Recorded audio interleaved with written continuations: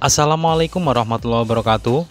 Pada kesempatan kali ini kami ingin berbagi tips gimana caranya menambahkan percabangan baru, di mana titik atau letak dari percabangan barunya sesuai dengan yang kita inginkan. Dan ini adalah hasilnya setelah 2 minggu atau 14 hari pasca aplikasi, sudah tampak muncul percabangan di lokasi yang kita inginkan.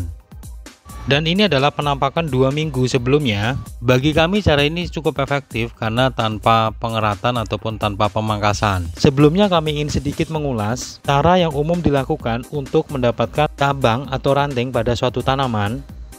Cara yang pertama adalah dengan cara pemangkasan di bagian atas. Setelah dipangkas maka akan muncul tunas-tunas di bawah pangkasan dan itu akan menjadi percabangan. Namun idealnya cara ini dilakukan saat tanaman belum tinggi, dan tidak cocok jikalau metode itu kita terapkan pada tanaman ini yang akan kita lakukan penambahan cabang, karena kami ingin menambahkan cabang di bagian tengah tanpa harus memangkas bagian atas. Lanjut, metode yang kedua untuk menambahkan cabang adalah dengan cara pengeratan. Setelah dikerat di bagian utama, biasanya di bawah keratan itu akan muncul beberapa tunas yang nanti akan menjadi cabang.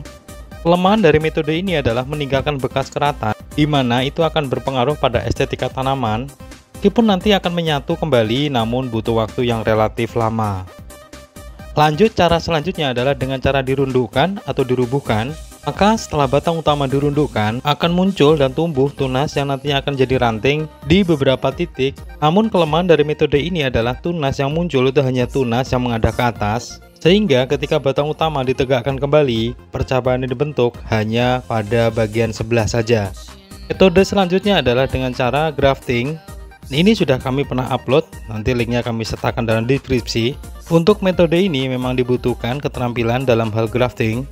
Lalu jika ingin menambah percabangan di bagian tengah untuk tanaman ini, cara yang kami lakukan adalah pemberian ZPT untuk memunculkan tunas di titik atau mata tunas yang ingin kita munculkan. Sebelumnya ini kami perlihatkan percabangan bagian atas ini sudah cukup kompak, cukup seimbang, dan kami ingin menambah percabangan di bagian tengah. Di titik inilah yang nanti kita akan rencanakan untuk penambahan cabang baru, dan metode yang kami gunakan adalah pemberian ZPT untuk memunculkan tunas. Dan ini adalah ZPT yang kami racik sendiri. Fungsi utamanya sebenarnya adalah memunculkan tunas, dan ini sudah pernah kami terapkan untuk memunculkan tunas dan pernah kami upload juga. Linknya ada di pojok kanan atas. Dan ini adalah bahan-bahannya atau ZPT-nya. Kita menggunakan 3 gabungan dari ZPT sekaligus. Dan ini adalah dosisnya dari masing-masing ZPT. Lalu cara aplikasinya cukup oleskan di titik target. Dan ini adalah titik targetnya yang rencana kita akan tumbuhkan tunas. Maka langsung kita oles saja cairan yang sudah kita campur tadi. Oles secara merata dan sekali lagi hanya di titik target yang kita lakukan pengolesan. Dan usahakan pengolesannya di waktu pagi hari supaya bisa langsung terserap oleh tanaman. Cara kerja YPT tersebut di awal adalah bisa memunculkan tunas secepat-cepatnya. Karena tadi titik sebelah kiri itu sama sekali belum terlihat calon tunas yang akan keluar. Kemudian beberapa hari ke depan kita periksa, jika tunas sudah muncul maka lakukan pengolesan sekali lagi. Jadi tujuan pengolesan tahap yang pertama ini adalah menstimulasi atau merangsang tumbuhnya calon tunas pada titik target yang kita tentukan. Dan ini adalah update hari yang keempat. Mari kita periksa apakah tunasnya berhasil muncul. Dan ternyata tunasnya atau calon tunasnya sudah terlihat di hari yang keempat.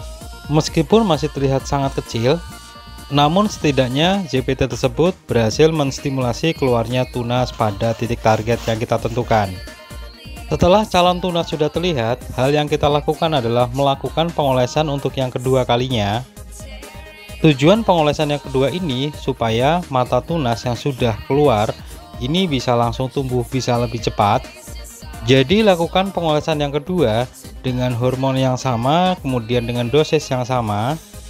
Oles sampai merata dan sampai terlihat benar-benar basah. Kemudian untuk memaksimalkan kinerja dari hormon atau ZPT tersebut, kita harus mencukupi unsur hara untuk tanaman ini. Dan untuk tanaman ini sudah kami pupuk. Ini tampak terlihat butiran warna biru. Ini kami pupuk dengan NPK. Kemudian usahakan tanaman jangan sampai kekurangan air atau kekeringan.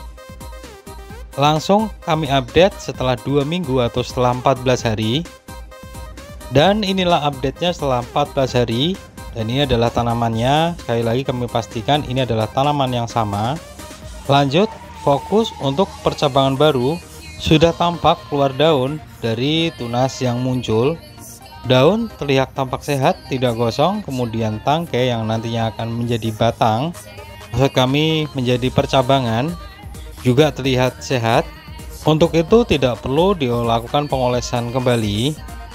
Artinya cukup 2 kali oles saja. Namun kita harus melakukan perawatan, di mana tujuan dari perawatan ini adalah supaya cabang atau tunas baru yang baru keluar bisa tumbuh secara maksimal dan optimal tentunya. Perawatan yang paling utama adalah jika terdapat tunas air yang muncul di tempat yang lain, segera dibuang atau dipangkas supaya tidak terjadi kompetisi nutrisi yang bisa menghambat pertumbuhan dari tunas baru yang kita inginkan. Kemudian yang gak kalah pentingnya adalah pemberian nutrisi, bisa menggunakan pupuk organik maupun pupuk kimia agar unsur hara pada tanaman ini bisa terpenuhi sehingga pembesaran batang itu bisa maksimal. Demikian tata cara memunculkan percabangan baru tanpa dikerat ataupun tanpa dipangkas. Semoga video ini bermanfaat dari kami. Wassalamualaikum warahmatullahi wabarakatuh.